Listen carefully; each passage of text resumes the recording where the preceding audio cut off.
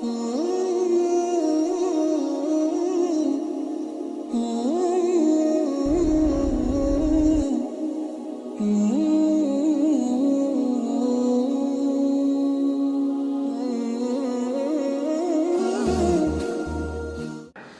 ሂጃን 10 ቀናቶች አፍደል አያሚ ዱንያ ከዱንያ በላጭ ቀን አላህ አደረጋቸው።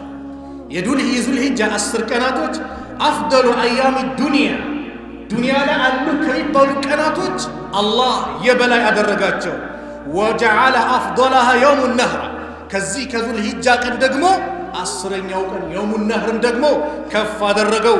እንደዚሁም የውሙ ዓረፋንም አላህ አተለቀው። ወአፍደለ አያሙል ኡስቡዕ ከሳምንታት ደግሞ ካሉት የውሙል ጁምዓን አላህ የበላይ አደረገ። ወአፍደሉ ለያሊ ከሌሊቶች ደግሞ አላህ ለያሊ العشر الأواخر من رمضان ከረመዳን የመጨረሻ 10 ሌሊቶችን አላህ የበላይ አደረገ። ወአፍደለሃ ለይለቱል ቀድር ከሷም ደግሞ ከ10 ሌሊቶች ደግሞ ለይለቱል ቀድር አላህ የበላይ አድርጓል። አላህ ያመጣልን የሰጠንን ፍርሳ መጠቀም እኛ ላይ ይጠበቅብናል። ዙል ሂጃ ቀናቶች ረሱል ዓለይሂ ሰላቱ ወሰላም በሐዲስ ብዙ አሉላቸው፣ ብዙ ተናገሩላቸው። እነዚህ የዙል ሂጃ ቀናቶች በእነዚህ ወራት በእነዚህ ቀን የሚሰራ ስራ ትልቅ ደረጃ እንዳለው ረሱል ዓለይሂ ሰላቱ ወሰላም አብደላህ ብኑ ዓባስ ረዲየላሁ ዐንሁ ባስተላለፉት ሐዲስ ላይ ረዲየላሁ ዐንሁማ አን ነቢይ ሰለላሁ ዐለይሂ ወሰለም ቃል ማ ሚን አያም አልዓመል ሳሊህ ከቀናት መልካም ስራ የሚሰራበት ቀን የለም ፊሂን አሐቡ ኢለላህ አላህ ዘንድ በጣም ተወዳጅ ከሆኑ ቀናቶች ሚንሁ ፊ ሃዚሂ አልአያም አልዐሽር ያዕኒ አሽር ዚል ሂጃ በእነዚህ 10 ቀናት ከሚሰራ የበለጠ በላጭ ስራ የሚሰራ ኸይር ነገር የለም። ቃሉ ወለል ጂሃዱ ፊ ሰቢልላህ ጂሃድ ፊ ሰቢልላህ እንኳን ቢሆን በእነዚህ 10 ቀናት የሚሰራ ቀናቶች ስራዎች ከጂሃድ እንኳን ይበልጣሉ እንዴ ብለው ሲጠይቋቸው ቃሉ ወለል ጂሃዱ ፊ ሰቢልላህ አው ከጂሃድ ፊ ሰቢልላህ ይበልጣል። ቃል ኢላ ረጁሉን ኸረጀ ቢነፍሲሂ ወማሊሂ አንድ ሰው በገንዘቡ በነፍሱ በአላህ መንገድ ሊታገል ወጥቶ ወለም የርጅ ሚን ዛሊከ ቢሸይኢን በአንዳች ነገር ሳይመለስ ንብረቱን ነፍሱም የቀረሰው ካልሆነ በስተቀር በእነዚህ 10 ቀናት የሚሰራ ስራ እጅግ በላጭ አላቸው። እነዚህ ቀናቶች ውድ ቀናቶች ናቸው። እንዲሁ ልናሳልፋቸው የሚገባ አይደለም። ስለ ቀናቶቹ እናወራለን። ነገር ግን እነዚህ ቀናት ሲመጡ ከመግባታቸው በፊት በጣም ጥቂት ቀናት ነው የቀሩት። እንዴት እንቀበል? ዝም ብለን ልክ ረመዳን ሲመጣ ረመዳንን ንጹህ ሆነን መቀበል እንዳለብን ቀልባችንን ንጹህ አድርገን ወደ አላህ ተቃርበን ንጹህ ተውባ አድርገን መቃረብ እንዳለብን እነዚህ ቀናቶችን ንጹህ ሆነን ልንቀበል ይገባል። ወደ አላህ ልንመለስ ይገባል።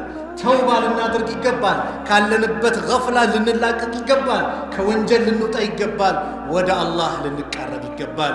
በየትኛውም ሰዓት፣ በየትኛውም አካባቢ፣ በየትኛውም ሐላችን ሁሌ ወደ አላህ መመለስ እንዳለብን ነቢዩ ዓለይሂ ሰላቱ ወሰላም በሐዲስ ነግረውናል።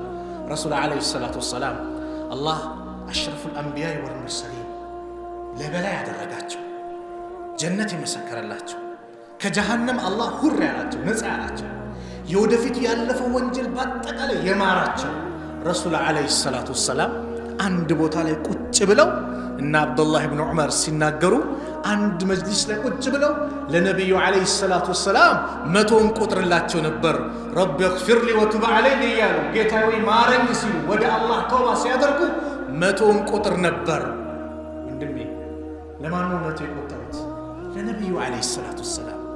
ነቢዩ በአንድ በተቀመጡበት ቦታ ላይ 100 ጊዜ እስቲግፋር ሲያደርጉ ወደ አላህ ሲመለሱ እንዲህ ካደረጉ እኔና አንተስ ወንጀል ላይ ወደቅን የተጨማለቅን ከአላህ መንገድ የራቅን እስቲግፋር አያስፈልገንም?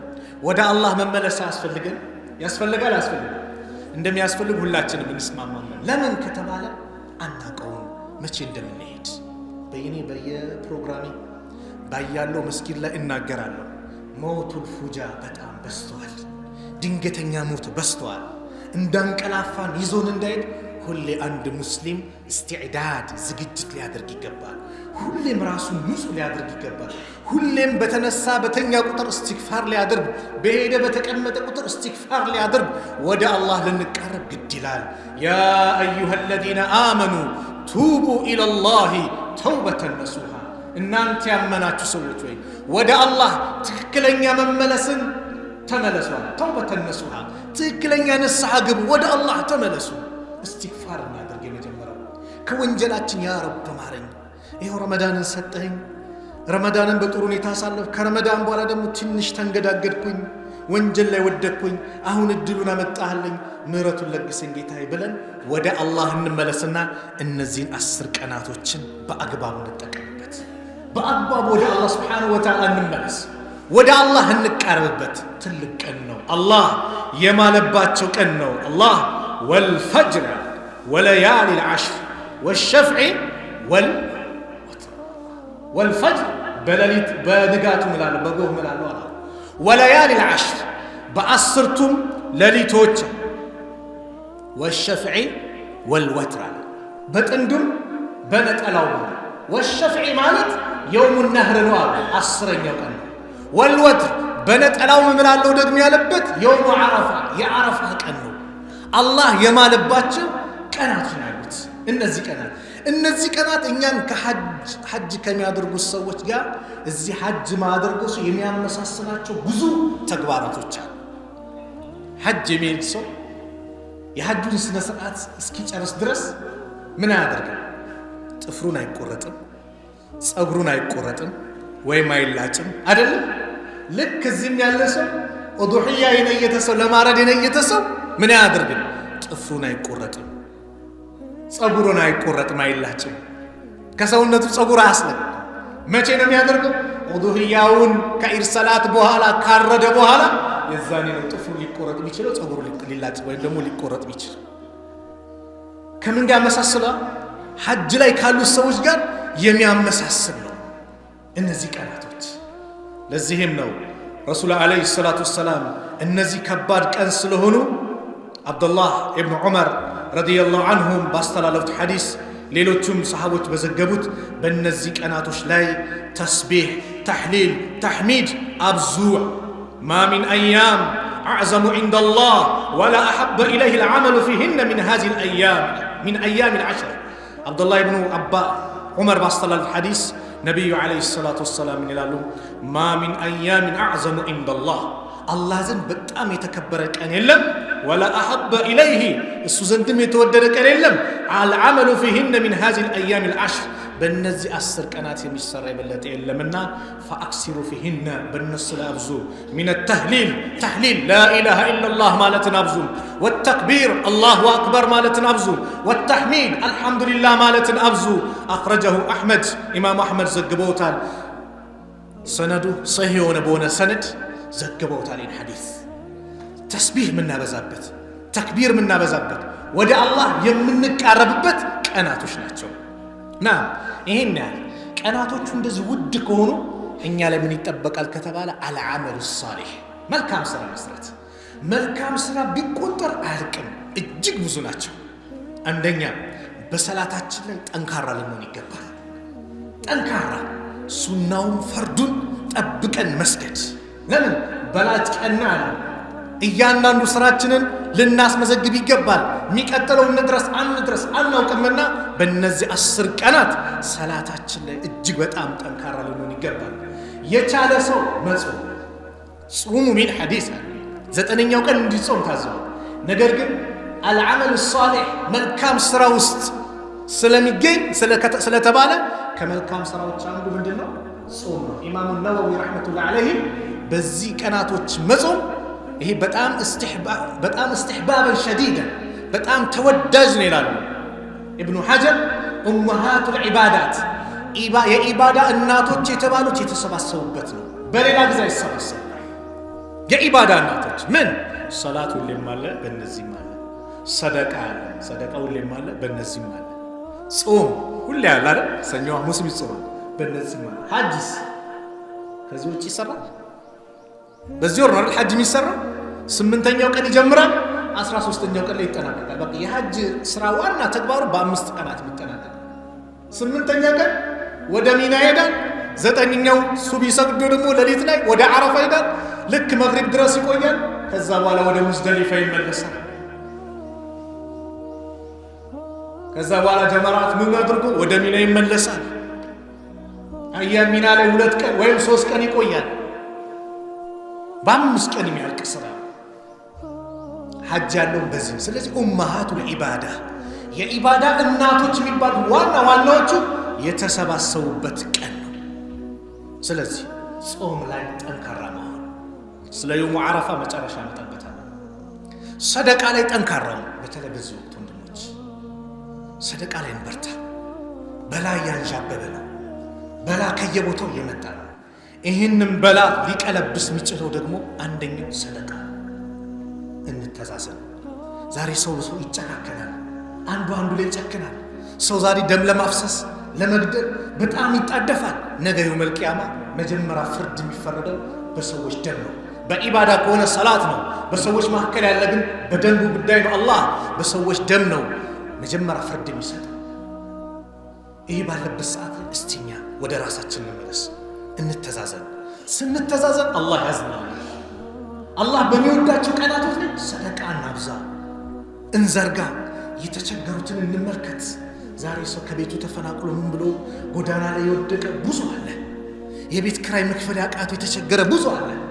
ለአላህ ብለህ ማንም ሳያቀባ አድርገው፣ አላህ የተሻለ ያመጣልሃል። አላህ ያለምንም ጥርጥር የተሻለን ነገር አላህ ያመጣል። ለማን? ለአላህ ብሎ በአላህ መንገድ ላይ ኸይር ነገር ላይ ተገኘ ሚስጥር አድርገህ ማንም ማየብህ። ነገ የውመል ቂያማ ፀሐይ 1 ስንዝር ቀርባ ሰዎች ነፍሲ ነፍሲ ብለው በሚጨናነቁበት ሰዓት ላይ አላህ ከ7 ሰዎች መካከል አንደኛው ማን ነው? ወረጁሉን ተሰደቀ ቢሰደቀትን ፈአኽፋሃ ሐታ ላ ተዕለመ ሽማሉሁ ማ ቱንፊቁ የሚኑሁ። ሰው አንድ ሰው አለ። ምን አይነት ሰው? ሰደቃ ሲሰጥ ግራ እጁ ሲሰጥ ቀኝ እጁ ማታውቅበት ድብቅ አድርጎ የሰጠ ነገ የውመል ቂያማ የማንም ጥላ በሌለበት ሳለ አላህ የእርሱ አርሽ ጥላ ስር ያጣልላቸዋል። ከዛ ጭንቀት ነጃ ይላቸዋል። ስለዚህ ሰደቃ ላይ በርታ፣ አውጣ። አንድ ወንድም አለ መርካቶ ላይ እንደው ስራው ክራው ድርስ ሲሆንብኝ ይለኛል። በዚህ ቋንቋ ነው ያለው። ጭንቅንቅ ሲል ስራ ምናምን ሲጠፋ አለ ከሌለኝ እንኳን ተበድሬ አንድ ትልቅ በሬ እገዛለሁ አለ። አንዳንዴ ማስገፈፍበት እንኳን ገንዘብ አጣለሁ። ከዛ በኋላ ስጋውን ቆራርጬ ምን ብዬ በፌስታል አድርጌ በምሽት ሄድና ምስኪኖች ቤት ወረውራለሁ አለ። እሁዴን አድርጌ አለ ወላሂ አለ ምን እኮ ነው የማል ወላሂ አለ ማክሰኞ ውጤቱን አገኘዋለሁ አለ። ገበያው ይከፋፈትልኛል። ሱብሃንአላህ። አንፊቅ ዩንፈቅ አለይክ፣ ስጥ ይሰጣል። አላህ ሱብሃነሁ ወተዓላ ያለው አንፊቅ ዩንፈቅ አለይክ፣ ስጥ ይሰጣል አለ አላህ ሱብሃነሁ ወተዓላ። አላህ ሱብሃነሁ ወተዓላ እንዲሰጠን ኸይር ነገር እንዲወፍቀን የምናገኝበት ትልቅ አጋጣሚ ነው። ስለዚህ ሐጅ ላይ ያሉ ሰዎች አላህ ሐጃቸውን ይቀበላቸው። ለሐጅ የተነሳችሁ አላህ ሐጀል መብሩር አላህ ያርግላችሁ። ምናልባት ለሚቀጥለው የነየታችሁና ዘንድሮ ደግሞ ዙነን አገራችን ላይ ናችሁ ደግሞ በዚህ ኸይር ስራ ላይ መጣደፍ ሌላ ነው። ሰደቃ ላይ በርታ፣ እንተዛዘን።